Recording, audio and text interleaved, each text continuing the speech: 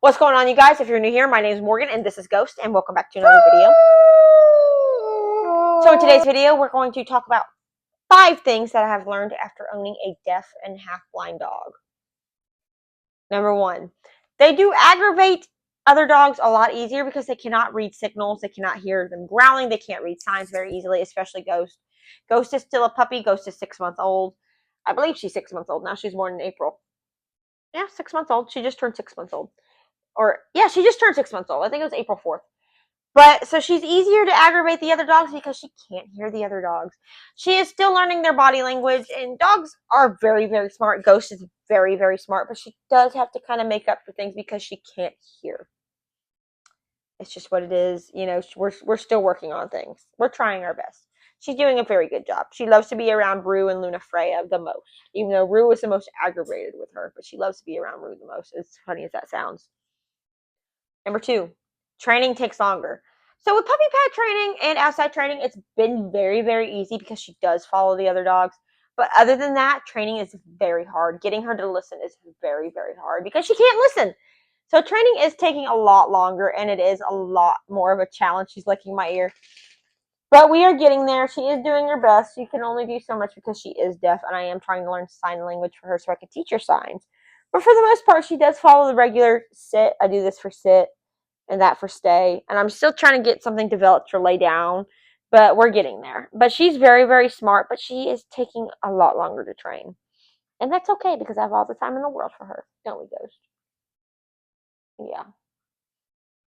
Number 3, she wants to be with me everywhere I go.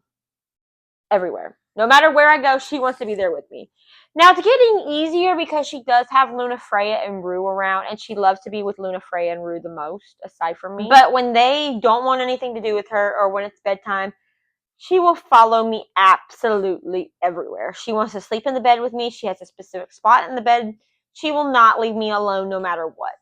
And, that's okay. I mean, I don't mind it because, having her, because she is deaf, it is a lot harder because, again, she is deaf. But just her being deaf, she feels safer being with me.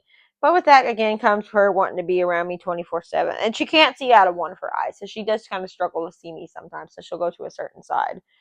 But she is doing her best. She does like to see her mom at all times, or she likes to see Rue and Luna Freya at all times. And Luna Freya has a habit of hiding from her under the recliner, and Rue will try to get away from her sometimes if she gets too, overstimulated with Ghost, because Ghost can get a little overstimulating. She will go 24/7 all the time and just go, go, go, go, go all the time, all day long. So Rue does get a little bit overstimulated, and then she'll just try to find me. Yeah. She's such a sweetheart. I swear, I do love her to death, but she can be a bit of a pain in the butt. Number 4, which is coincides with the whole death, she doesn't know the word no.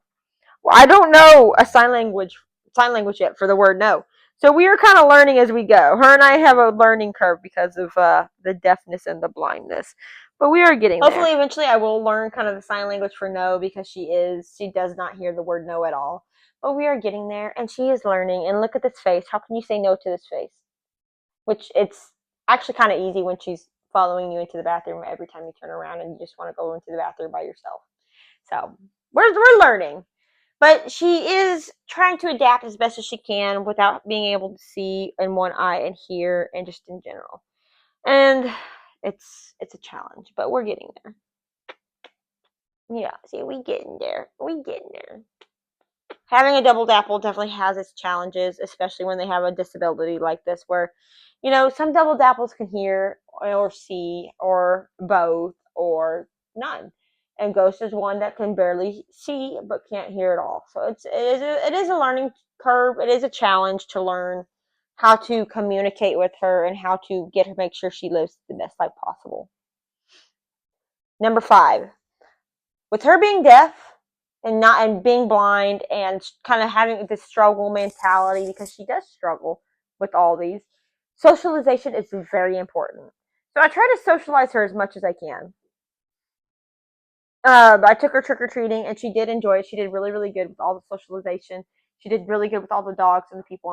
And unfortunately, we did run into some very non-friendly dogs. And she does try to play with them, but because she was in a stroller, because I was not comfortable letting her roam around, it was a little bit easier. Because she is still a puppy, and with her disabilities, we do have to put in a learning curve for her and I, because this is new for me and for her. She's just a baby. But that just because she's a baby does not give her clear-cut permission to act like a mongrel and a fool, because you have people that will say, oh, she's just a baby, cut her some slack. Well, that's how tiny dogs get a bad rap, is you cut them some slack, you let them go crazy, and then something happens. I had somebody actually ask if Venus going to bite them or act like a yappy little chihuahua when I took her out to lunch.